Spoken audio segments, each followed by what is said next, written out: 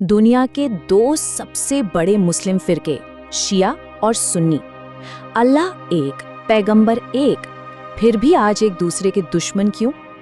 इस सवाल का जवाब पता है कहाँ है? 1400 साल पुराने इतिहास की गहराइयों में। तो चलिए आज इसी सफर पर निकलते हैं। आज जब हम ईरान और सऊदी अरब की दुश्मनी देखते हैं ना, तो लगता है ये सब पॉलिटिक्स है, लेकिन असल में इसकी जड़ें बहुत बहुत गहरी हैं। इतनी गहरी कि हमें 7वीं सदी में वापस जाना होगा।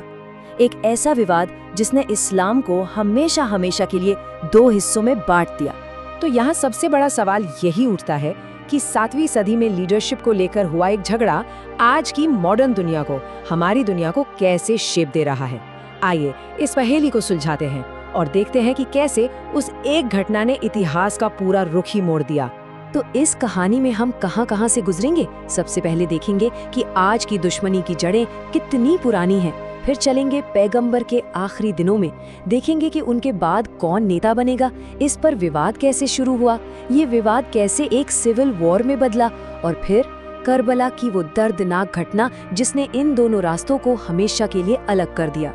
तो चलिए शुरू करते हैं हमारे पहले पड़ाव से, एक आधुनिक प्रतिद्वंदिता जिसकी जड़ें बहुत पुरानी है। देखिए, सारी कहानी ना एक बहुत ही सीधे से सवाल से शुरू होती है। पैगंबर मोहम्मद के बाद मुसलमानों का लीडर, उनका रहनुमा कौन होगा? और इस सवाल के जवाब के लिए हमें चलना होगा हमारे दूसरे पड़ाव पर, पैगंबर के अंतिम दिन। यहीं, बिल्कुल यहीं पर इस बंटवारे के बीज बोए गए थे। उनकी जिंदगी के आखिरी महीनों में दो ऐसी घटनाएं हुई जिन्होंने आने वाले कल की पूरी तस्वीर ही तय कर दी। एक मंजर सोचिए, जगह का नाम है गदीर खुम, एक चौराहा। हजारों लोग अपनी आखिरी हज यात्रा करके अपने अपने घरों को लौटने वाले थे। सब अलग अलग रास्तों पर जाने को तैयार थे। ठीक उसी वक्त पैगंबर ने सबको रुकने का हुक्म दिया। माहौल में एक उत्सुकता थी, कुछ बहुत जरूरी, बहुत बड़ा ऐलान होने वाला था। और फिर उन्होंने वो ऐतिहासिक ऐलान किया, जिसका मैं मौला हूँ उसका अली मौला है। अब देखिए, अरबी में मौला शब्द के कई मतलब हो सकते हैं, दोस्त भी और लीडर या सरदार भी।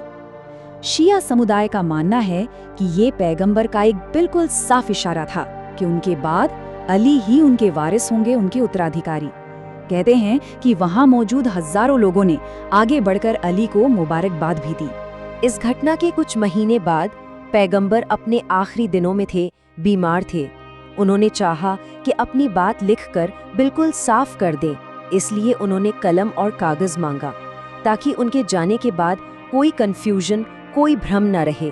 लेकिन उनकी ये आखिरी इच्छा पूरी नहीं हो सकी।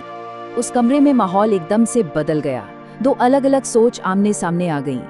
एक तरफ कुछ लोग थे जिनका कहना था कि पैगंबर जो कह रहे हैं उसे फौरन लिखा जाना चाहिए, लेकिन दूसरी तरफ उमर जैसे कुछ बड़े साथी थे जिनका मानना था कि पैगंबर बहुत तकलीफ में हैं और मुसलमानों की रहनुमाई के लिए अल्लाह की किताब यानी कुरान ही काफी है।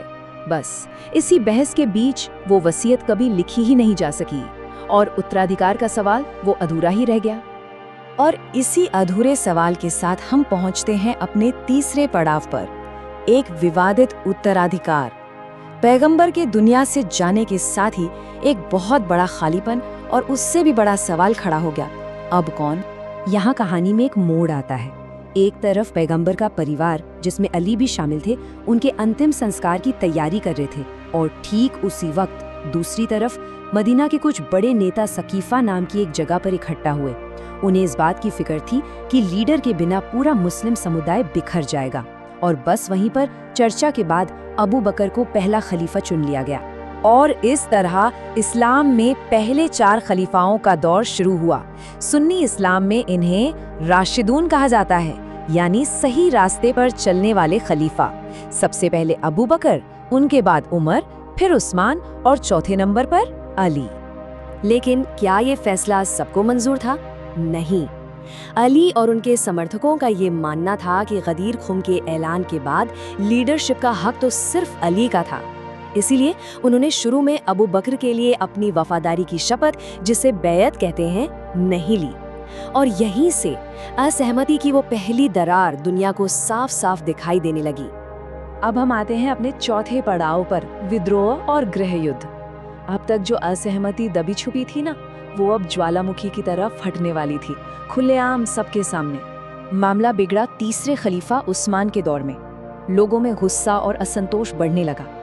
शिकायतें ये थीं कि वो अपने ही रिश्तेदारों को बड़े बड़े ओहदे दे रहे हैं और उनके कुछ गवर्नर जनता पर जुल्म ढा रहे हैं। ये गुस्सा इतना ज्यादा बढ़ गया कि एक विद्रोह हुआ और उस विद्रोह में खलीफा उस्मान की हत्या कर दी गई।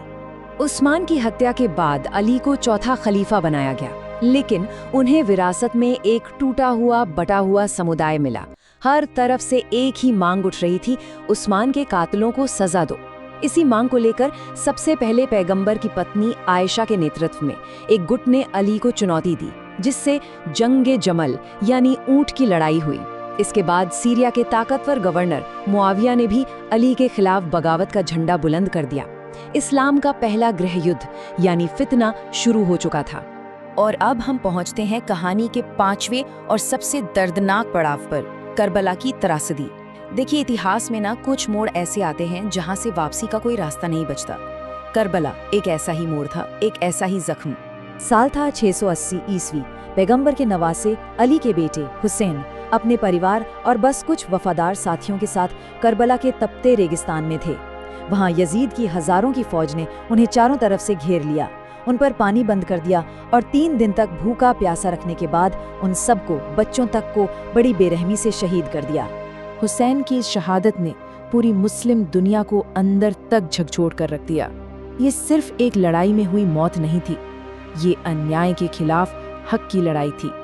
ये बलिदान और शहादत की एक ऐसी अमर कहानी बन गई जिसने शिया इस्लाम की पहचान को हमेशा के लिए गढ़ दिया और सुन्नियों से उनके रास्ते को निर्णायक रूप से हमेशा हमेशा के लिए अलग कर दिया। तो अब हम आते हैं अपने आखिरी पड़ाव पर। 2 रास्ते उभरे। करबला के बाद अब शिया और सुन्नी इस्लाम की राहें बिल्कुल साफ तौर पर अलग हो चुकी थी।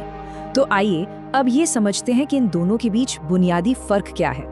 तो जैसा कि इस टेबल में साफ दिख रहा है, सबसे बड़ा और बुनियादी फर्क है लीडरशिप को लेकर। शिया ये मानते हैं कि पैगंबर के बाद नेतृत्व का हक, उनका वारिस होने का हक सिर्फ और सिर्फ उनके परिवार को है, यानी अली और उनके बाद उनके वंशज, जिन्हें इमाम कहा जाता है। और ये चुनाव कोई इंसान नहीं बल्कि खुद अल्लाह करता है। उनके लिए खदीर खुम का ऐलान और करबला की शहादत ये सबसे अहम घटनाएं हैं।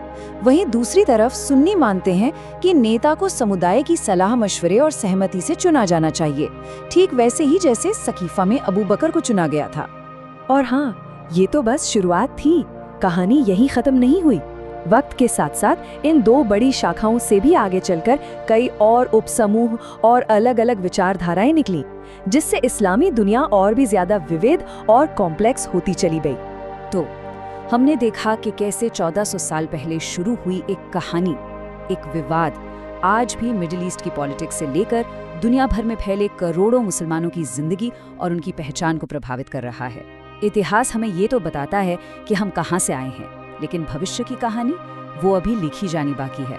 और सबसे बड़ा सवाल यही है कि क्या ये 1400 साल पुरानी दरार कभी भर पाएगी, या ये कहानी एक नए अध्याय की तरफ बढ़ रही है।